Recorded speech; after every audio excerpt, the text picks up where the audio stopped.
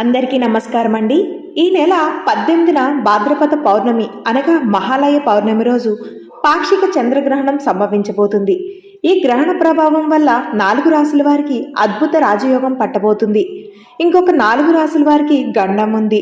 ఆ రాశులేంటో ఈ వీడియోలో తెలుసుకుందాం. మన ఛానల్ని ఫస్ట్ టైం కనుక చూస్తున్నట్లయితే వీడియోని లైక్ చేసి ఛానల్ని సబ్స్క్రైబ్ చేయండి ఫ్రెండ్స్. ఈ గ్రహణం భారతదేశానికి ఉందో లేదో, గ్రహణ నియమాలు పాటించాలో లేదో, గర్భిణీ స్త్రీలు ఏం చేయాలి ఇప్పుడు మనం తెలుసుకుందాం. ఈ సంవత్సరం క్రోధినామ సంవత్సరం, అంటే ప్రకృతి కోపంతో విలయతాండవం చేస్తుంది. ఈ సంవత్సరంలో 2 సూర్యగ్రహణాలు 2 చంద్రగ్రహణాలు వచ్చాయి. ఉగాదికి పంచగ్రహ కూటంలో సూర్యగ్రహం ఏర్పడింది. దాని ప్రభావం ఈ సంవత్సరం పాటు ఉంటుంది. ఈ 18న చంద్రగ్రహణం, అక్టోబర్ 2న సూర్యగ్రహణం ఉంది.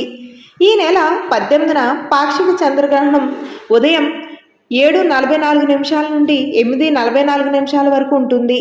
కాబట్టి ఈ చంద్రగ్రహణం మన దేశంలో ఉండదు. ఎందుకంటే ఈ సమయంలో మనకి చంద్రుడు అస్తమిస్తాడు. కాబట్టి ఈ గ్రహణం జరిగిన సమయం బట్టి కొన్ని రాశుల వారికి లాభం జరుగుతుంది, కొన్ని రాశుల వారికి నష్టం జరుగుతుంది. ముందుగా లాభం జరిగే రాశులు మకరం, ధనస్సు, సింహం, వృషభ. ఈ 4 రాశుల వారికి మంచి జరుగుతుంది. ఈ గ్రహణం వల్ల ఈ రాశులకు అదృష్టం బాగా కలిసి వస్తుంది. తదుపరి నష్టం జరిగే రాశులు మీనరాశి వారికి గండం సంభవించబోతుంది. కుంభరాశి వారికి అరిష్టం, కన్యా రాశి వారికి కూడా ఈ గ్రహణం అరిష్టం, తులారాశి వారికి కూడా ఈ గ్రహణం అరిష్టం. అంటే ఈ 4 రాశులు మీనరాశి, కుంభరాశి, తులారాశి, కన్యారాశి, ఈ 4 రాశుల వారికి ఈ గ్రహణం అరిష్టం అవుతుంది. మీనరాశి వారు మాత్రం కొంచెం జాగ్రత్తగా ఉండాలి, ఎందుకంటే గండం సంభవించబోతుంది. కాబట్టి ఈ 4 రాశుల వారికి వ్యాపారాల నష్టం, కుటుంబ సమస్యలు, ఇలా అన్ని సమస్యలు వస్తాయి. కాబట్టి ఈ రాశుల వారు జాగ్రత్తగా వ్యవహరించాలి. ఈ గ్రహణ ప్రభావం ఎక్కువగా ఉంటుంది. జల ప్రళయాలు వస్తాయి, సునామీలు వచ్చే అవకాశం కూడా ఉంది, వరదలు వస్తాయి. ఇవన్నీ గ్రహణ ప్రభావాలు. అందరూ దేవుని పూజించండి. ఈ గ్రహణం జలపై గ్రహణంగా వస్తుంది.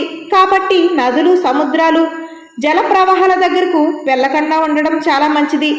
అక్టోబర్ 18 వరకు గ్రహ పురుషుడు సంచారం చేస్తున్నాడు.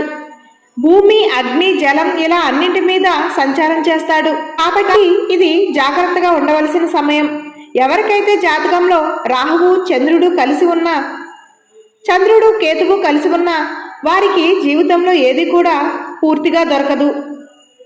గర్భిణీ స్త్రీలకు మాత్రం ఈ సమయంలో బయటికి వెళ్ళడం మంచిది కాదు. ఈ ప్రభావం 3వ నెల నుంచి 9వ నెల గర్భిణీల వరకు గ్రహణ ప్రభావం ఉంటుంది. ఈ గ్రహణ సమయంలో దైవజ్ఞానం చేసుకోండి. గుమ్మాలకు రావి ఆకులు కట్టుకోండి.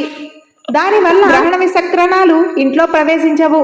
ఈ రోజున మాంసాహారం మానుకోండి. మంచినీళ్లు తాగిన దేవుడి మంత్రం ఏదో ఒకటి చదువుకోండి, అంటే ఓం నారాయణాయ. ఇలా గర్భిణీలు శ్రీ మాత్రే నమః అనుకుంటే ఇంకా మంచిది.